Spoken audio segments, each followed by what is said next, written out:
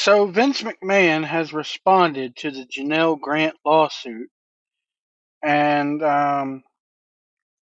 this is what he claims happened in regards to this lawsuit here. He's alleging a lot of stuff. I mean, a lot of stuff here. Let's see if we can get into this. This is coming from PWInsider.com. It says Vince McMahon filed a motion yesterday for the U.S. District Court of the District of Connecticut, seeking the court to agree with McMahon and that his agreement with Janelle Grant is legally bound to enter private arbitration, even though she filed a lawsuit against him, WWE, and John Laurinaitis. McMahon's argument is that arbitration was included in the agreement Grant and McMahon signed. Now, let's be clear here. I've stated all along, she signed this agreement. So she has to abide by it just like he has to abide by it. He is alleging that she violated the agreement by leaking information to a friend who then leaked it to the Wall Street Journal. That's why he stopped paying her. And that's why she is suing him, because he stopped paying her. Never mind the fact that what he did to her was totally horrible, totally just mind-boggling that a 70-something-year-old man would do this to a woman. She's only doing this because he stopped paying her. Why did he stop paying her? Well, he says he stopped paying her because she leaked the information of what went on in their relationship to the Wall Street Journal.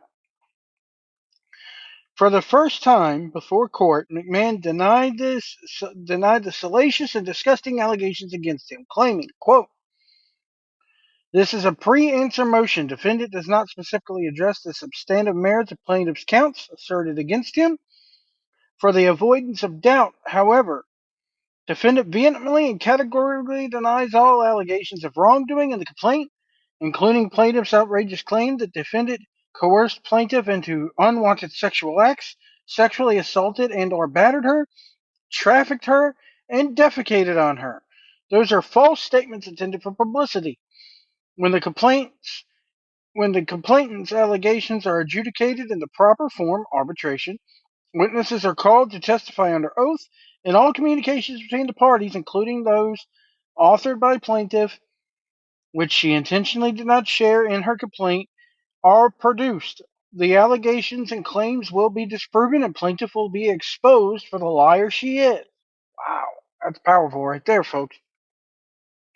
McMahon's filing attempted to paint Grant in a completely negative light, to the point that even her claims of meeting him after caring for her parents as they were dying were alleged to have been false.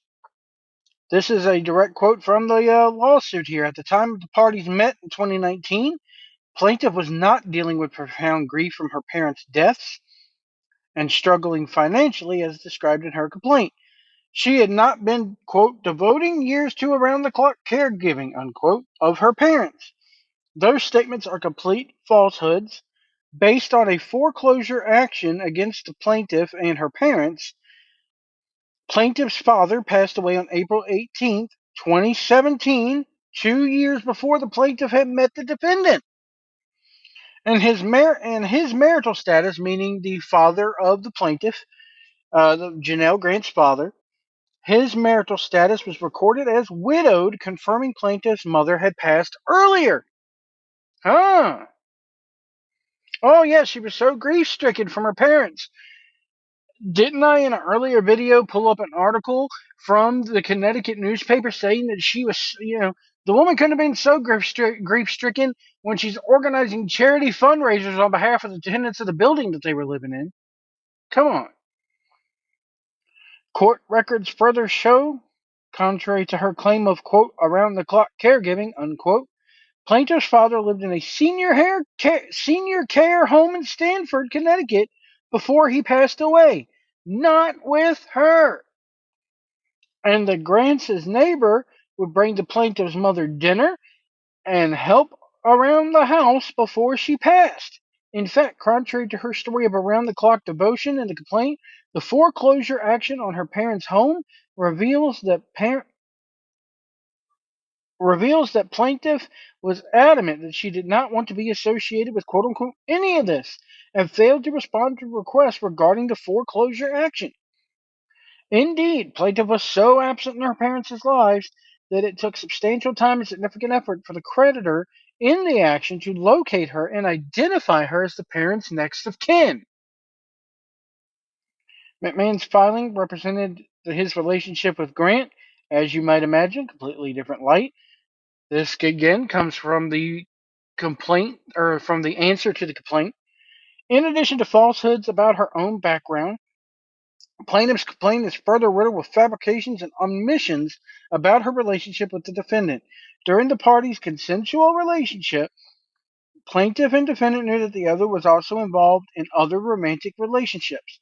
Plaintiffs was living in Park Tower, a luxury multi-million-dollar building in Stamford, Connecticut, with her longtime fiance, attorney Brian Gunglaves. Wow, she had a fiance, folks. Can't wait for Brian Conclaves to receive a subpoena in this one. She was in a relationship with him since August of 2022. Or no, sorry. Since August 22, Conclaves has served as Senior Vice President and Chief Privacy Officer of Televista Univision. Wow. That's directly associated with NBC Universal, folks. And Conclaves had previously held positions with MasterCard and Hewlett Packard, so they've already done their digging around on the ex-fiance. Plaintiff and Conclaves lived in the same luxury building as defendant, just four floors below when the parties began their affair in 2019. Plaintiff would often visit defendant at his condominium at all hours, including 2:30 a.m., to pursue their affair, then return back to her condominium with Conclaves the same night. Oh, oh, oh! So she's cheating on her fiance as well. There you go. Yeah, very nice woman. Again, not saying that man's actions are justified, not saying that he didn't force her to have sex with him, but at the same time, you know what, folks? This woman, as I've stated all along, is not as innocent as she seems. Um, it is nonsensical that the disturbing alleged acts in the complaint, including violence, coerced sex, and forcing plaintiff to be defecated on, were taking place before plaintiff returned to her lawyer fiance floor fours below without incident. So what they're saying is, yeah, he came up, beat the crap out of her, raped her, and shat on her just for her to return down to her fiance and act as if nothing happened. Come on, come on. The defendant was never contacted by Conclaves, who was on the board of the luxury building, along with Grant. Grant was also there. Anyone in the building, the police, any friends, or plaintiff, or any lawyer or advocate for plaintiff at any time about the fictitious, extensive, years-long, abusive behavior alleged in the complaint. So what they're saying is she never ran to her fiance with any of this. Because she's getting paid. Again, she only filed the lawsuit when she stopped getting paid. Why did she stop getting paid? Because she finally said, I got to tell somebody about this. Telling you guys. And people are still, and people are still like holding this woman on a pedestal like she is done, like she's an angel in all this. After 3 years and having decided to return to their partners in January 2022, plaintiff and defendant agreed to end their consensual affair and separate from each other, with plaintiff leaving the company where they worked, World Wrestling Entertainment Inc. Plaintiff and defendant entered into a binding contract to memorialize that agreement entitled Confident Settlement Agreement, General Release, and Covenant Not to Sue. Plaintiff initially wanted to include a term in the contract that defendant cannot move out of their shared building, but defendant refused to include that term and did move out. So she was not opposed to saying, "Hey, you can't tell me where I can live," but she was opposed to, she don't want McMahon telling her where to live, but all the other stuff, that's fine. The NDA in general, that's fine. Plaintiff's contention with that contract between the defendant and WWE on the one hand and plaintiff on the other is not enforceable. It's utterly is not enforceable. It's utterly meritless. But that an issue for the arbitrator. That is an issue for the arbitrator. In fact, because parties wish to, quote, preserve the confidential and private nature, unquote, of any disputes under that agreement, they specifically provided in the agreement that disputes will be reserved through arbitration. Plaintiff was represented by a lawyer who negotiated the agreement for her before she executed it. And then PW Insider goes to state that McMahon stated he stopped making payments to Grant after the original $1 million due to the story leaking and blaming her, citing that she broke the agreement. The filing notes that in the lawsuit, Grant is erroneously contending that the confidentiality provision is unenforceable.